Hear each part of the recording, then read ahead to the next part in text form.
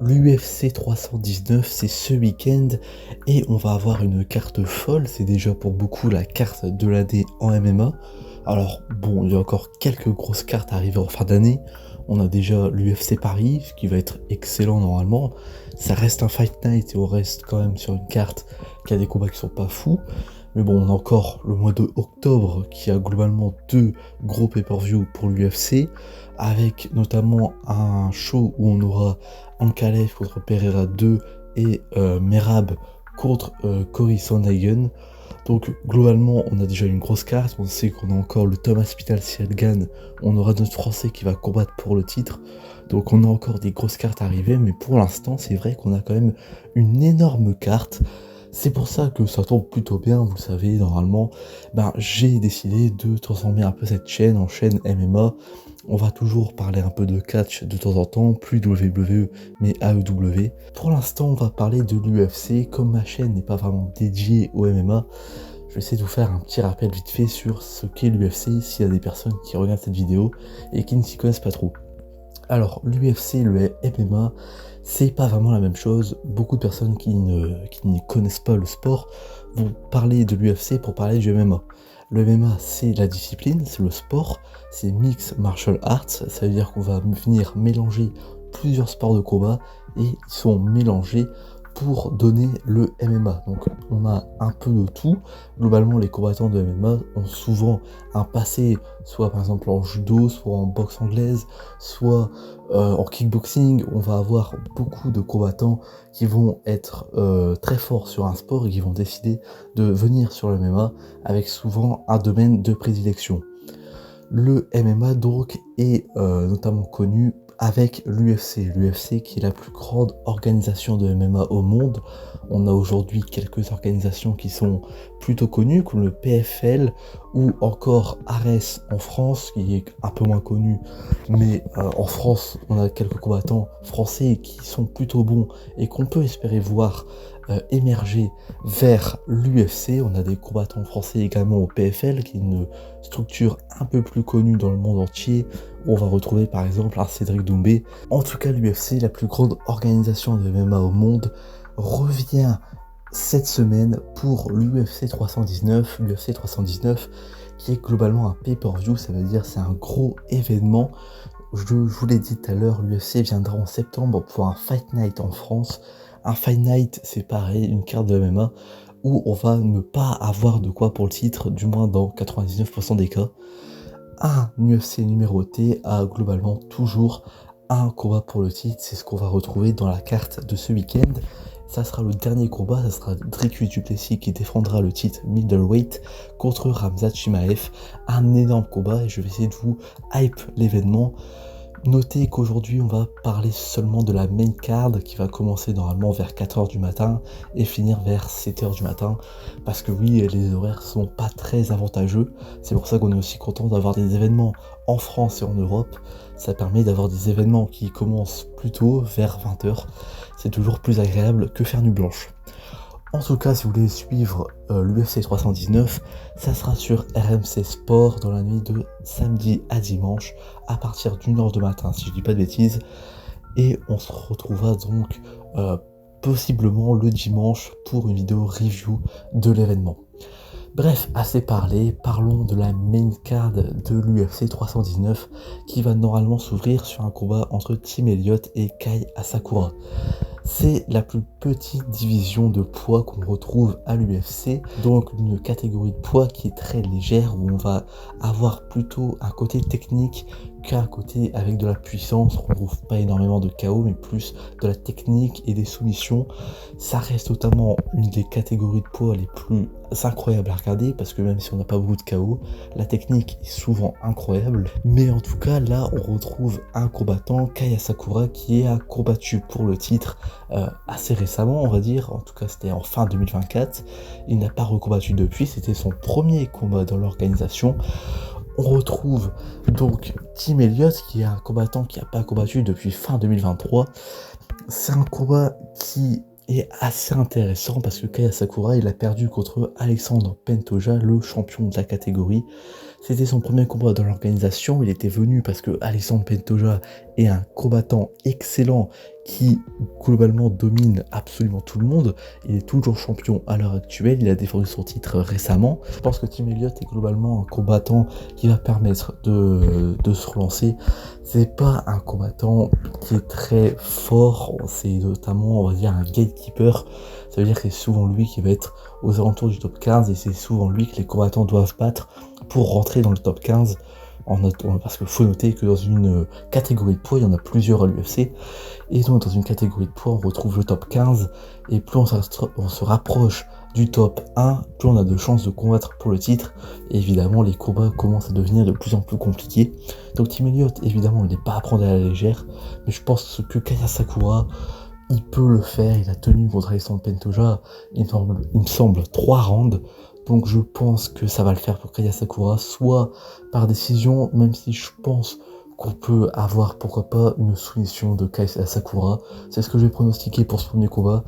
Ça veut rien dire, c'est du MMA, c'est dur à pronostiquer, donc peut-être que je serai pas bon, c'est pour ça que je vous invite à mettre en commentaire vos pronostics pour cet événement.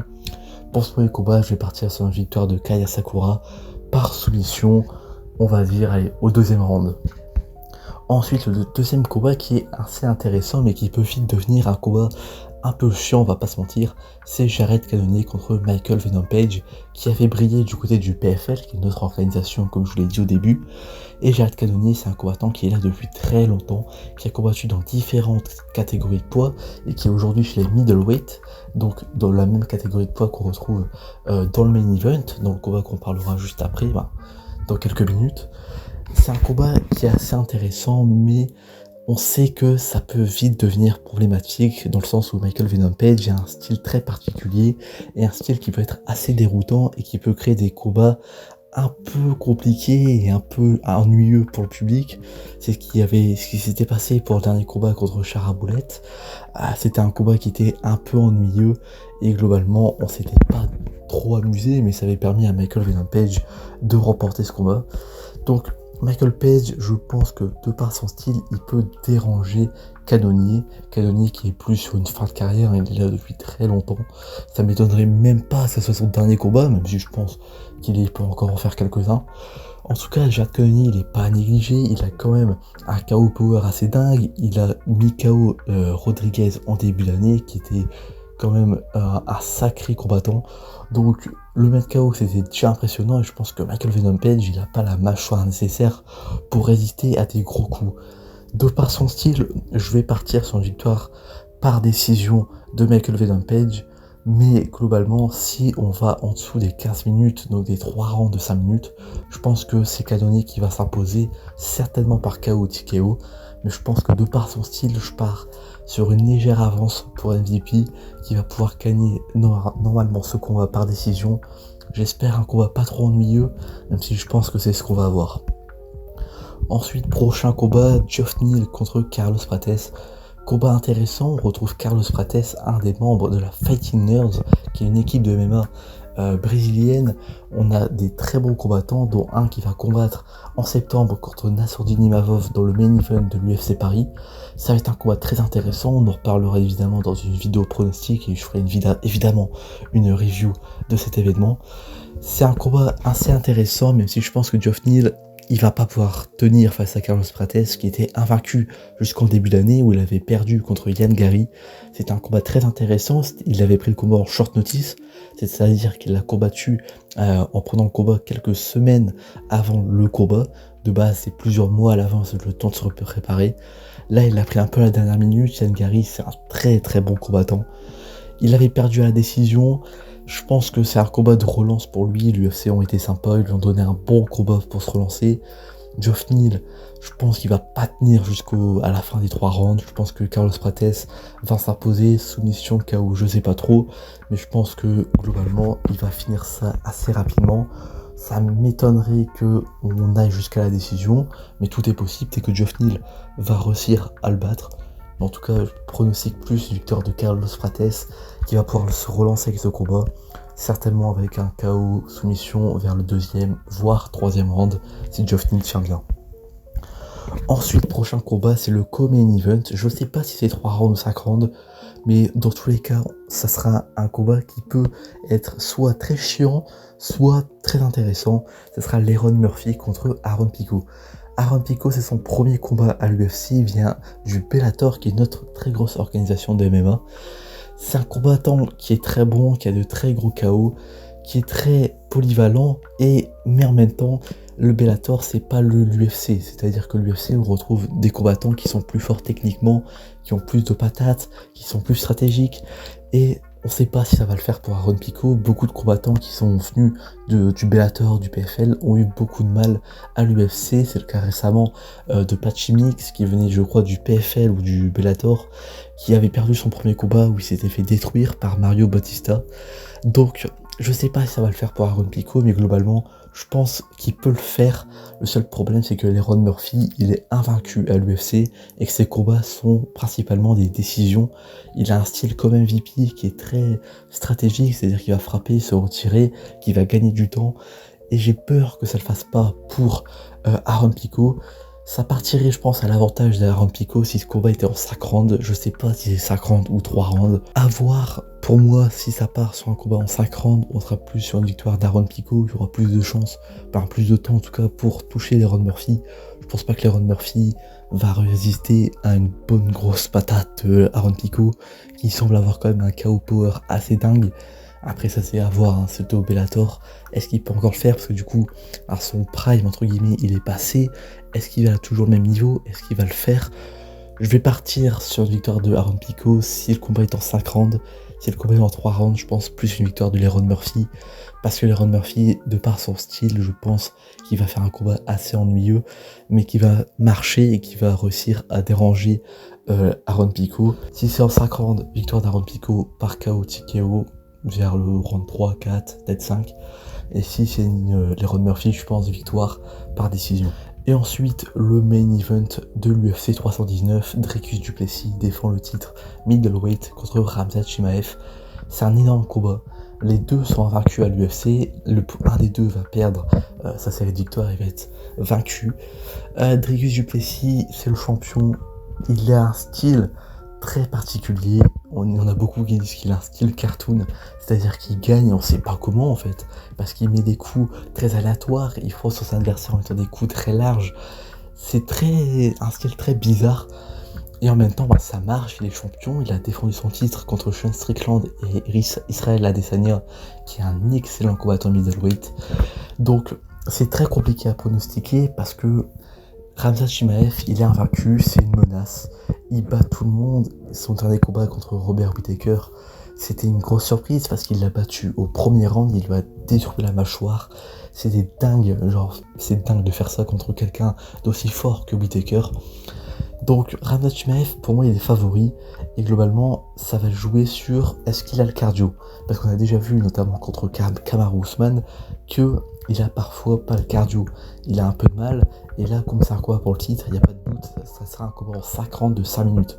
Ça fait 25 minutes de combat, et plus ça dure, plus ça va être compliqué pour Khamzat Chimaev. Maintenant, Khamzat Chimaev, on le sait, il plonge dans les jambes très très vite. Il part sur un takedown très très vite, et il peut faire une soumission très très vite.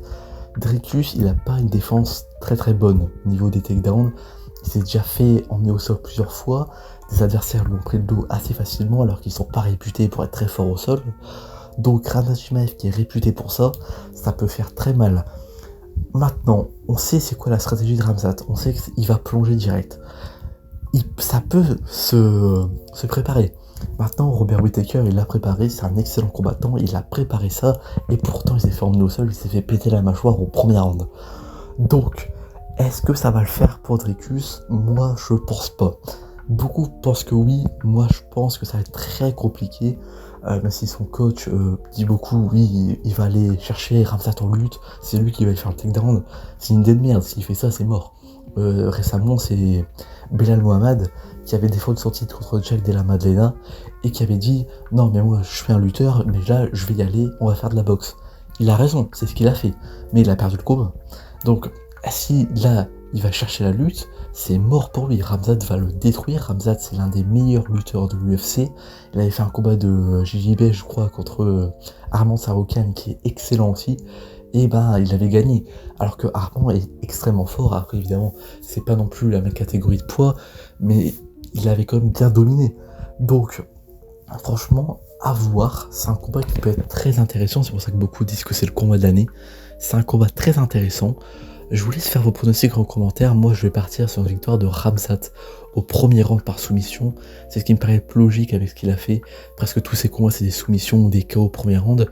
Parce que c'est vrai que même debout, Khamzat, bah, il peut envoyer comme des patates de fou furieux. Il peut mettre KO Dricus. C'est à pas négliger. Maintenant, si Dricus gagne, ça serait complètement dingue. Parce que Dricus, chaque combat, tout le monde dit qu'il va perdre et à chaque fois il gagne. Ça serait vraiment dingue. Je sais que là, au niveau des pronostics sur internet, sur Winamax, etc., c'est pas lui qui est favori, c'est Khamzat. Je crois que même Dricus, franchement, il est vraiment pas favori du tout, du tout. Donc, s'il gagne, ça serait dingue. Et limite, j'ai envie de voir ce qui se passerait s'il gagne. Mais franchement, pour moi, le choix de la logique, c'est quand même Khamzat qui le soumet au premier round, voire au deuxième s'il tient. Et à mon avis, au premier round, ça sera fini, à moins qu'il nous sorte une défense de lutte incroyable. Mais à mon avis, Khamzat va le faire, et Khamzat va devenir le nouveau champion middleweight. Combat intéressant à noter que donc l'UFC Paris en septembre, le mini-event, ça sera Nassourdine Imavov contre Caio Borralho. Combat chez les middleweight, Nassourdine, notre français, est le premier du classement middleweight. S'il gagne en septembre contre Caio Borralho, ça sera celui qui va affronter le gagnant de ce combat. C'est pour ça que le combat est très intéressant, que ça sera encore plus intéressant en septembre pour voir si Nassourdine gagne, qui il va affronter. C'est un combat très intéressant, un événement que je vous encourage à suivre si vous le pouvez. Au pire, vous le suivez en rediffusion, je pense que RMC Sport, vous pouvez accéder aux rediffusions. C'est un combat très intéressant, une carte qui est très très intéressante. Normalement, nous, on se retrouve dimanche pour la review de l'UFC 319, peut-être lundi, peut-être... Je verrai comment je vais faire la review. Mais en tout cas, si ça vous plaît que je parle du MMA, si ça vous plaît ce concept de pronostic, de review, ben vous pouvez vous abonner, liker, commenter, partager, vous faites ce que vous voulez. C'était Plati, profitez bien de cet événement qui s'annonce vraiment cool. On se donne rendez-vous pour la vidéo review. Bye tout le monde.